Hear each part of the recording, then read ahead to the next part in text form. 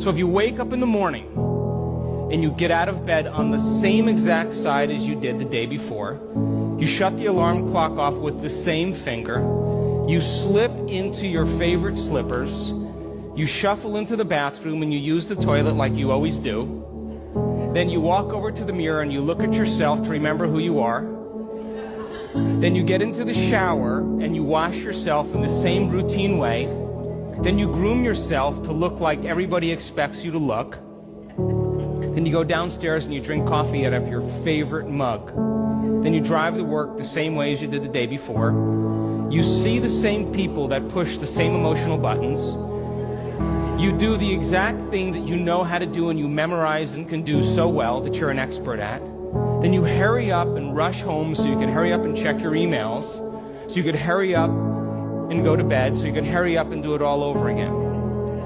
Now, here's my question. Did your brain change at all that day? We could say that you were thinking the same thoughts, performing the same actions, that create the same experiences, that produce the same emotions, but secretly expecting something to change in your life. Would you agree?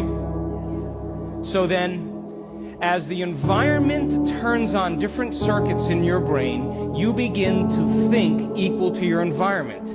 As you see the same people and go to the same places and do the same things at the same time, it's the external environment that's turning on different circuits in your brain, causing you to think equal to everything that you know. And as long as you think equal to everything that's familiar or known to you, what do you keep creating more of? Same life. Now, the quantum law is still applying to you. You're just thinking equal to everything that you know, and you keep creating more of the same.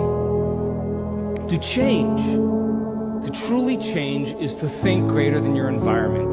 And every great person in history knew this. Whether it was William Wallace or Mahatma Gandhi or Martin Luther King or Queen Elizabeth I or Joan of Arc, they all had a vision. They all had an idea. Couldn't see it, couldn't smell it, couldn't taste it, couldn't feel it. But it was alive in their mind. It was so alive in their mind that they began to live as if that reality was actually happening now. So can you believe in a future that you can't see or experience with your senses yet, but you've thought about enough times in your mind that your brain is literally changed to look like the event has already happened? Neuroscience says it's absolutely possible. Now, your personality creates your personal reality. That's it. It's that simple. And your personality is made up of how you think, how you act, and how you feel. So the present personality who's sitting here today, you, has created the present personal reality called your life. Would you agree?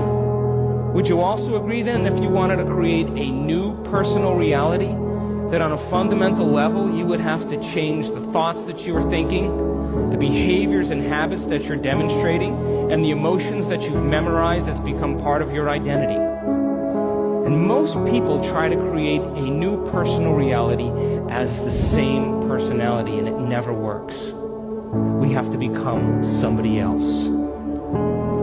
So then, as you keep thinking the same thoughts, performing the same actions, and living by the same experiences that produce the same emotions, there's a principle in neuroscience that says nerve cells that fire together wire together. And if you keep repeating the same states of mind and body over and over again, your brain begins to fire in the same sequences, in the same patterns and same combinations. And whenever you make your brain work in a certain way, that's called mind. Mind is the brain in action. So as you remind yourself every day who you think you are, you're causing your brain to fire in the exact same ways. And as they fire and wire in the same patterns over time, the brain moves into a very finite signature, and that's called your personality. Now, that box in your brain isn't literally a box, but it's the most commonly wired, neurologically fired programs that run redundantly because we keep doing the same things over and over again. To change your mind, then, is to make the brain work in new sequences and new patterns and new combinations, to begin to make the brain work differently. And the one ingredient that allows us to do that is knowledge or information.